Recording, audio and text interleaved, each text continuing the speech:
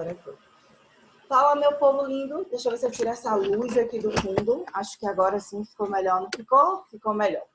Meu povo, como é que vocês estão? Eu espero que todo mundo esteja aí direitinho, tá certo? Ontem nós aplicamos a prova de TGP, a primeira avaliação, na turma B. E foi praticamente um teste, porque o sistema ele não conseguia, que é pelo... Peço desculpas. Que é pelo Google, pelo Google Classroom, ele não conseguia captar o sistema no qual você marca verdadeiro e falso. Então, para vocês, graças a Deus, eu já consegui alterar as questões para de múltipla escolha, você escolher apenas uma. Então, não tem você ter que dizer por cada assertiva, essa é certa, essa é errada, essa é verdadeira, essa é falsa, porque essa espécie de sistema não aceita, tá? Então, em virtude disso, a prova de vocês, em virtude dessa situação de ontem, que foi um probleminha que a gente teve lá com a turma B, a prova de vocês vai ser no estilo múltipla escolha. Tá todo mundo me ouvindo bem, meu povo? Balança aqui a mão só para provar que tá todo mundo me ouvindo bem. Tá todo mundo me ouvindo? Deixa eu ver aqui se eu habilito o chat para vocês conseguirem falar comigo. Alguém fala que tá todo mundo me ouvindo? Sim? Coloca aqui. Tá travando, professora. Eu ouvi alguém dizendo assim, Pro, está travando. Deixa eu tentar ver se é alguma coisa aqui na minha internet. Espera. Eu vi aqui alguém colocar, tem como repetir? Ok. Meu povo, vamos lá então, hein? Boa noite, boa noite, boa noite. Só repetindo, olhem só. Ontem, eu e o professor Edmar, nós aplicamos a prova para a turminha do terceiro semestre, mas que é a turminha B, certo? Fizemos a nossa revisão das 19 até as 20 horas, até aí correu tudo normal. Quando chegou no momento da prova, houve uma dificuldade, porque a prova foi elaborada no sistema verdadeiro-falso, ou seja, cada assertiva você ia ter que dizer se ela era verdadeira ou se ela era falsa. Só que o sistema não comportou esse tipo de pergunta, ele não é adaptável, ele não se coaduna com esse tipo de pergunta. Bom, a prova já estava lançada, e aí nós fizemos algumas adaptações, mas graças a Deus, apesar de todos os percalços, mas conseguimos concluir a prova de ontem. Isso fez com que, prestem muita atenção, isso fez com que eu alterasse a prova de vocês para... Vocês vão encontrar lá alternativas. Uma questão, alternativa A, B, C, D e E, ok? A, B, C, D e E. E vocês só vão ter que escolher uma única alternativa. Ou seja, de todas, só tem uma que é verdadeira. De todas, só tem uma que está incorreta, que está errada. Ok? Deu para entender isso? Todo mundo entendeu? São alternativas de múltipla escolha. Por quê? Porque é a forma que o sistema do Google Classroom, é a forma que ele suporta, tá? Na outra sistemática por coluna, verdadeiro, falso, tem que julgar cada assertiva, o sistema, de fato, ele não comporta. Meus amores, eu quero só lembrar para vocês, antes até da gente começar a nossa revisão, 2 assuntos muito importantes, tá? Lembrar que nós temos foram 2 atividades que estão lá postadas pelo Google Classroom, tá? Uma atividade que é a que você tem que dizer se está certa a alternativa ou se está errada. E se estiver errada, você tem que justificar por que ela está errada. Por isso, isso, isso e isso. Ou seja, as alternativas erradas você tem que justificar. Essa atividade de, presta atenção, certo com errado e tem que justificar, vale 20 pontos, ok? Belezinha. Teve gente até que já me entregou. Eu já recebi no meu e-mail. O próprio Google já vincula para o e-mail da Pro, tá? Da turminha de vocês já recebi de 3 pessoas. Eu passei uma outra atividade que é simplesmente para poder marcar qual que é a correta, né? Marque aqui a alternativa correta. Tem uma só correta, não precisa justificar, essa vale 10 pontos. Então, pensa comigo, a primeira atividade, certo ou errado, com justificativa, vale 20. Essa segunda atividade não precisa justificar, vale 10. 20 com 10 total, 30 pontos. Beleza? Quanto é que vale a nossa prova? A nossa prova vale 20 pontos. Então, eu vou escrever aqui no chat, ó, 30 pontos, que são 30 pontos relativos aos 2 trabalhos, tá? Eu vou só desabilitar aqui o áudiozinho, meu povo, porque está fazendo um barulho muito grande, tá bom? Depois eu habilito aqui o áudio de vocês, porque vou deixar vocês baterem um papo comigo, se entrosarem, porque senão eu não consigo falar, tá? Eu desabilitei aqui o áudio de quem chegou. Então, olha só, 30 pontos relativos aqui aos 2 trabalhos, tá? Um valendo 20, outro valendo 10. E 20 pontos, que é quanto vale a nossa prova. Então, 20 pontos da nossa prova de hoje, tá? 20 pontos da prova de hoje. Ô, Pró, saudades de vocês, saudades também. E o conteúdo, vocês devem ter observado que eu reduzi o conteúdo, vocês pediram para que eu reduzisse, né? O professor Edmar também interviu aqui por vocês. Ele ajuda a galera, tá todo mundo no desespero de vida. TGP é muito conteúdo. E aí a gente reduziu os conteúdos, vocês devem ter visto ali. Amores, a nossa prova, ela é composta de 8 questões fechadas e 2 questões abertas. Então, vamos lá. Vou escrever aqui, ó. Vocês vão responder a 8 questões fechadas, que aí, na verdade, só tem que marcar uma alternativa por cada uma, tá? Cada questão fechada vale 2 pontos. Então, eu tenho 8 questões fechadas, cada uma valendo 2 pontos. Olha aqui a Pro escrevendo aqui na parte do chat para quem quiser acompanhar. Ou seja, presta atenção, a mesma coisa que eu disse para a turminha ontem, eu digo para vocês, meu povo. É muito importante que vocês comecem pelas questões fechadas, tá? Por quê? Porque eu tenho 8 questões fechadas que você tem como revisar. Perceba que o nosso horário aqui vai das 19 até as 20, tá bom? Daí, das 20 até as 20h30 é o período que vocês vão estar revisando toda a parte do material. 20h30 começa a nossa prova em ponto pelo Google Classroom, tá? Tá marcada ali para ela ir até as 22h30. Então, eu deixei ali disponível das 20h30 até as 22h30. Comecem pelas questões fechadas, porque vocês acertando elas, imagine o seguinte, que 8 vezes 2, você já adquire aí 16 pontos, tá bom? Vocês ainda responderão, vou escrever aqui, a 2 questões abertas, tá? Essas 2 questões abertas, estava só aqui desconectando aqui o áudio do Luiz, deixa eu ver se eu consigo aqui desconectar, porque está fazendo um barulhinho.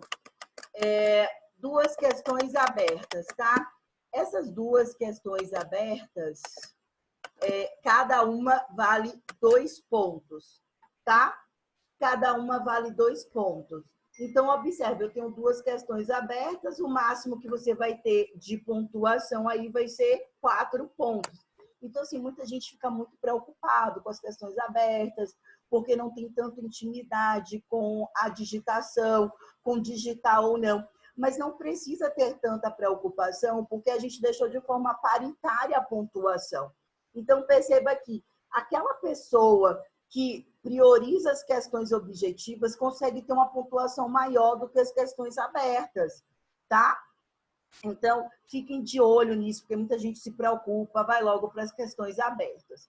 O Pro, e eu estou com dificuldade de acessar o Google Classroom para poder enviar a atividade. O que é que eu faço?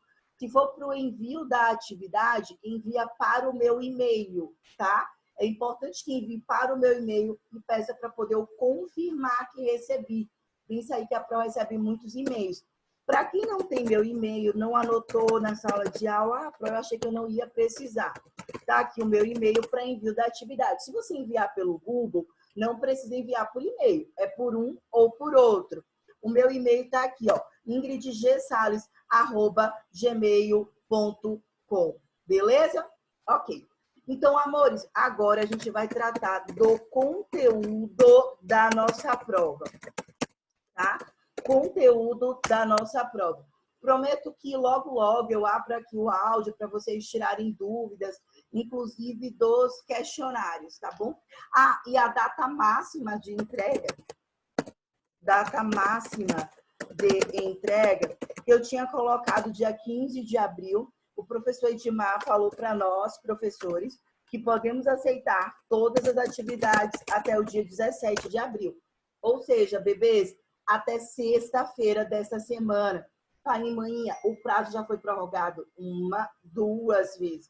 Então, não dá para no dia 18 você virar para mim e dizer, e agora eu não consegui enviar. Pelo amor de Deus, envia antes, não corre esse risco de ter um probleminha com a internet, como normalmente vem acontecendo com muita gente em casa, tá? Assuntos da prova. E aí, o que tem na nossa prova? Amores, assim como eu disse para a turminha de ontem, é muito importante que vocês estudem, deem prioridade nesse momento para as normas fundamentais do direito processual civil. Vou escrever aqui, olha, normas fundamentais, tá, do direito processual civil.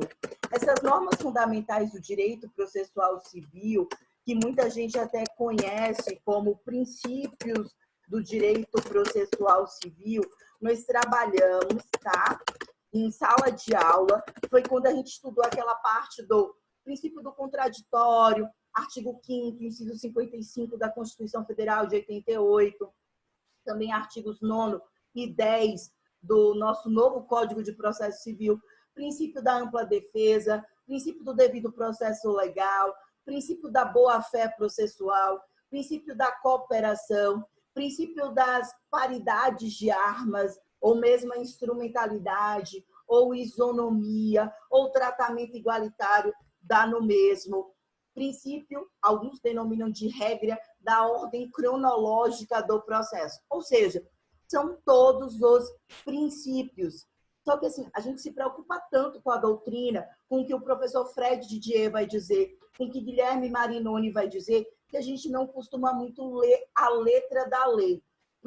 Qual spoiler, dica das antigas, o que você recomenda agora para brocar na sua prova? Simples.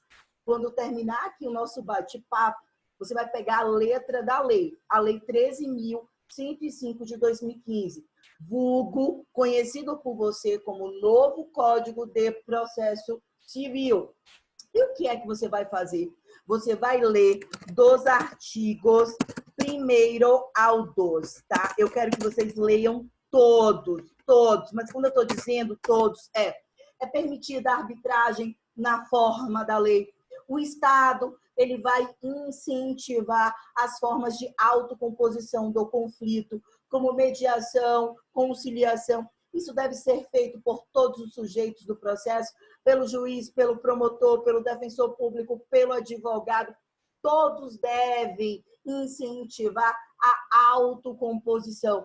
O juiz, ele deve primar pela dignidade da pessoa humana, pelo bem comum do povo, pela aplicação dos usos e costumes do local, ou seja, tudo que está no 1º ao 12, tá? Leiam a ordem cronológica do processo de forma preferencial, o princípio da publicidade, todos os atos devem ser tornados públicos, com exceção do segredo de justiça, quando o magistrado de ofício impõe, as partes requerem, tá? E daí só as próprias partes ou os procuradores podem ter acesso àquele processo, àqueles autos. Então, leiam, pega a letra da lei e lê. Artigo 1º, artigo 2º, 3º, 4º, 5º. Só com isso aí vocês já matam 1 a 2 questões da prova, tá? Outra coisa, assim, que é muito, mas muito importante, é que além de ler o artigo 1º ao 12, e aí vocês vão ver que tem na sua prova uma ou duas questões estão ali, duas questões estão ali, porque uma vai versar sobre princípios. Então, vocês lendo, vocês conseguem responder. Muito cuidado quando a gente estudou ali aquela parte do processo. Lembra quando a gente estudou as teorias do processo? Que a gente perpassou desde Oscar von Billow até chegar na junção com Billow, com Fazzolari, e a gente diz que o processo é uma relação jurídica animada pelo contraditório. Então, perceba que hoje, no novo Código de Processo Civil, a gente está numa etapa na qual, preste muita atenção, a gente tem o processo privilegiando o contraditório, tá? O processo privilegiando o contraditório. Ainda, o processo, só porque a internet oscilou, o processo privilegiando o contraditório. Ainda que não seja o contraditório pleno. Mas quando você vai fazendo a leitura dos artigos 9º, 10 em especial, o que vocês encontram é, magistrado, vocês não podem decidir qualquer assunto sem antes ter dado a oportunidade daquela parte se manifestar. Ainda que este tópico, ainda que este pedido, ainda que este assunto se trate de algo que você poderia decidir de ofício, sem que as partes tivessem te pedido para decidir, como prescrição, como decadência, não importa. Tudo que você for decidir, puta que pariu, não xingue, deixa que eu xingo, escuta a porra da parte antes. Então, por favor, leiam os artigos 1º a 12. As questões estão iguais lá, a da turma B não estão iguais, tá? Não estão iguais, porque a gente sabe que os alunos conversam. Eu sou aluna do doutorado, então eu sei o que é um aluno conversar com outro aluno, conversar com outro aluno, beleza? Então, não estão iguais, mas a base é praticamente a mesma. Então, estudem essa parte de normas fundamentais do direito processual civil. Outra situação que vocês devem focar, outro tópico, já escrevi aqui, normas fundamentais do direito processual civil, é que vocês devem estudar a respeito da jurisdição. E a bem da verdade, não só a jurisdição, mas a jurisdição conversando com a arbitragem. Lembra daquela ideia? Na jurisdição, a gente está diante de quem? Na jurisdição, a gente está diante do poder estatal.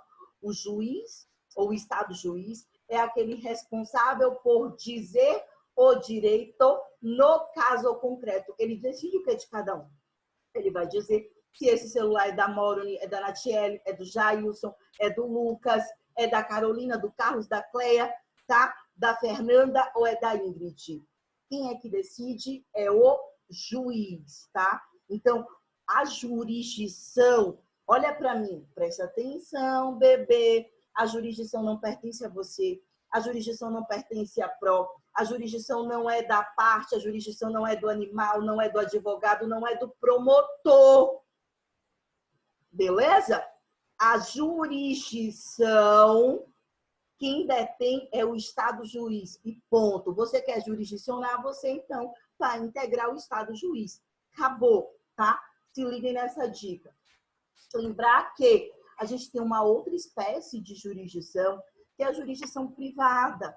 Eu ainda brinquei com vocês com aquela decisão da ministra Nancy Andrighi pelo Superior Tribunal de Justiça. Até falei assim, ai meu povo, quando a gente não sabe, a gente inventa. E ninguém melhor do que isso, do que o Poder Judiciário para inventar. Quando começa a conversar sobre a natureza jurídica da arbitragem, diz, nossa, ela não é nenhuma espécie de equivalente jurisdicional, porque ela produz efeitos como a coercitividade, a autoexecutoriedade, a definitividade, a imutabilidade e tantos outros, que os outros equivalentes jurisdicionais não produzem. Mas, ao mesmo tempo, ela é emanada por um terceiro imparcial, por um terceiro particular, ok?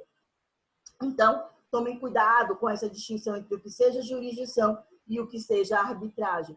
Vale a pena ainda para a arbitragem dar uma lida rápida na lei da arbitragem, a lei da arbitragem, vou colocar aqui, lei da arbitragem, que é a lei 9.307 de 1996, ok? Essa é a lei da arbitragem. Vale a pena ali dar uma lida nos artigos 1º, 2º, 3º, 4º, 5º, 6º, só os artigos iniciais, para você rememorar o que seja aí a arbitragem.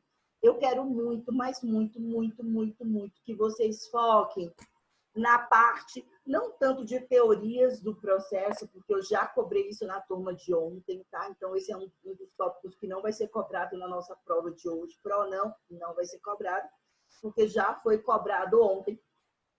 Mas eu quero que vocês foquem no que a gente denomina de condições da ação. Beleza, bebê? Em primeiro lugar, cuidado para não confundir os elementos da ação com as condições da ação. Então, Giovana, Cleia, presta atenção. Quais são os elementos da ação? Os elementos da ação são sujeitos, né? As partes do processo. Eu tenho ali os sujeitos. Isso é que é elemento da ação. Então, eu tenho ali as partes do processo, que são sujeitos. Eu tenho a causa de pedir. A causa de pedir é o fundamento. O autor está pedindo isso com base em quê? O que garante? É o Código Civil? É a CLT? É o Código Penal? O que dá para ele o direito de bater na zorra da porta do Poder Judiciário e fazer um pedido? Com base em quê? Essa é a causa de pedido.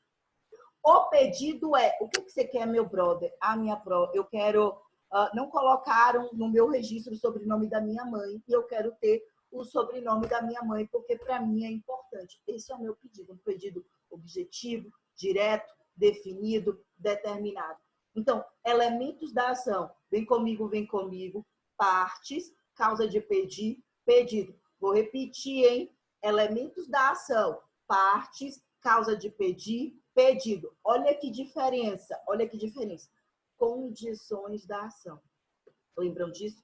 Quando a gente começa a estudar ali a teoria eclética de Liebman e diferencia daquela teoria conhecida como teoria da asserção ou da prospecção. Então, pela teoria eclética de Liebman, se liguem nisso, meu povo. Para a ação existir, ela tem que cumprir requisitos mínimos. Por quê? Quais são as denominadas condições da ação? Quais são essas condições da ação? No CPC de 73, nós tínhamos 3. No CPC de 73. O interesse de agir, tá certo? Então, nós tínhamos o interesse de agir. Nós tínhamos a legitimidade de parte e a possibilidade jurídica do pedido. Vou repetir. No CPC de 73, nós tínhamos 3. Aprovar e explorar isso, não tenham dúvidas. A possibilidade jurídica do pedido, o interesse de agir e a legitimidade de partes. Veio o CPC 2015. A possibilidade jurídica do pedido deixa de ser uma condição da ação e passa para o mérito, ok?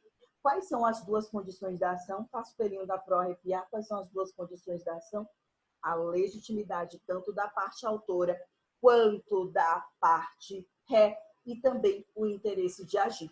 Ou seja, eu tenho que verificar se essas duas condições foram cumpridas. Se essas duas condições elas foram cumpridas, existe uma ação. Se existe uma ação, bebê, acabou, ela já está pronta. Se eu vou conseguir citar o réu, se eu não vou conseguir citar o réu, se a citação do réu vai ter que ser por edital, olha a dica primorosa que a PRO está dando. Para a ação existir, para uma ação, para dizer assim, ó, eu tenho direito de demanda. Para uma ação existir, eu não tenho que me preocupar se o réu conseguiu ou não conseguiu ser citado, beleza? Porque quando eu não consigo citar o réu pessoalmente, com hora marcada, tá bom? Ou pelos outros meios, como o WhatsApp ou e-mail, o que é que eu faço? Citação por edital. Citação por edital. Então, não é o fato de ter conseguido ou não ter conseguido citar o réu que vai dizer que se a minha ação existe ou não existe. O que diz que a minha ação existe ou não existe é se eu cumprir os requisitos. Dentre eles, o interesse de agir e a legitimidade de parte. O pró! E a possibilidade jurídica do pedido? Eu não analiso isso mais como uma das condições da ação, mas eu passei a analisar isso no pedido. Amores, cuidado, porque o CPC de 73 adotava a teoria de Liebman, a bem da verdade, o CPC de 2015 continua adotando a teoria eclética de Liebman, mas a teoria da asserção, também conhecida como teoria da prospecção, tem sido a teoria adotada, a teoria da ação adotada pelo Superior Tribunal de Justiça, tá?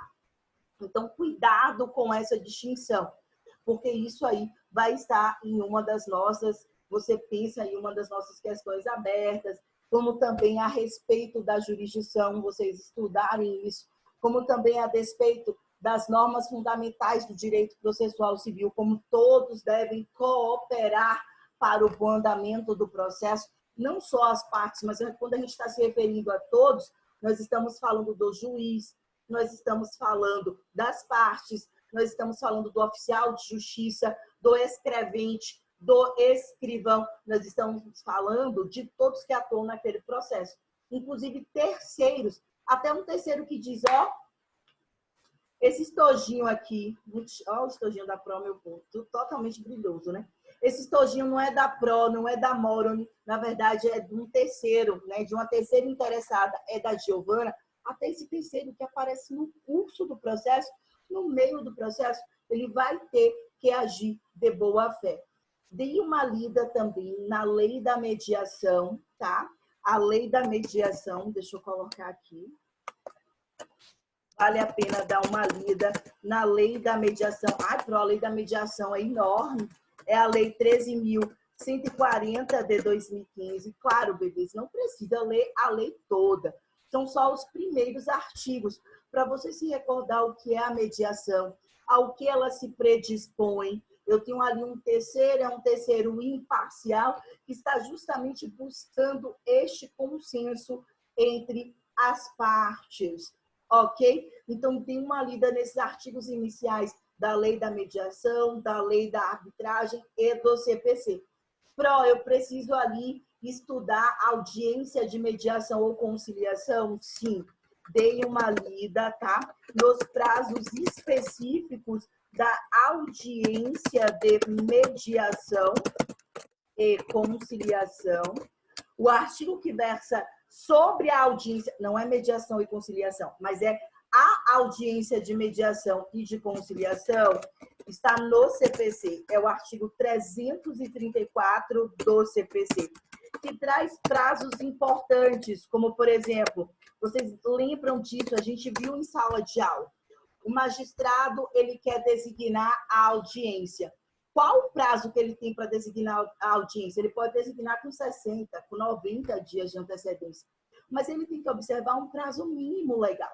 E este prazo mínimo legal é o prazo de 30 dias. O réu tem que ser intimado com antecedência. Para o réu ser intimado com antecedência, esse prazo mínimo legal é o prazo de 20 dias. O que a Pro faz na hora da prova? Eu brinco com isso, eu digo que é 60 dias, eu digo que é de 10 dias. E por isso aquele aluno até que assistiu às nossas aulas, que estudou, às vezes até por uma questão de falta de atenção, acaba se passando nesta situação, tá? Amores, outra situação importante, o intervalo entre uma audiência e outra, né? Quando o magistrado vai designar. Não dá para designar uma para 19h35, a outra para 19h40, com apenas 5 minutos. Senão, oi, qual é seu nome? Oi, qual é seu nome? Querem mediar? Acabou o prazo. Não. Tem que ser com pelo menos o intervalo, o interregno entre uma audiência de mediação e outra de 20 minutos. Quando você falta injustificadamente a audiência de mediação ou conciliação, tem que se pagar uma multa. Essa multa é de 2% sobre o valor atribuído à causa, ou o valor que se pretendia obter com aquela condenação, o que se esperava naquele processo. Além de ser considerado como ato atentatório à dignidade da justiça.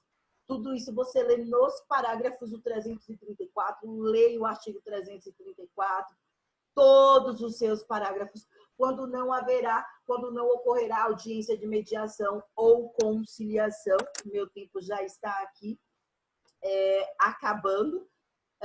Meus amores, eu encerro aqui, volto no próximo, tá? Me aguardem, não se preocupem que eu vou abrir para vocês fazerem perguntas. Me aguardem que eu já volto.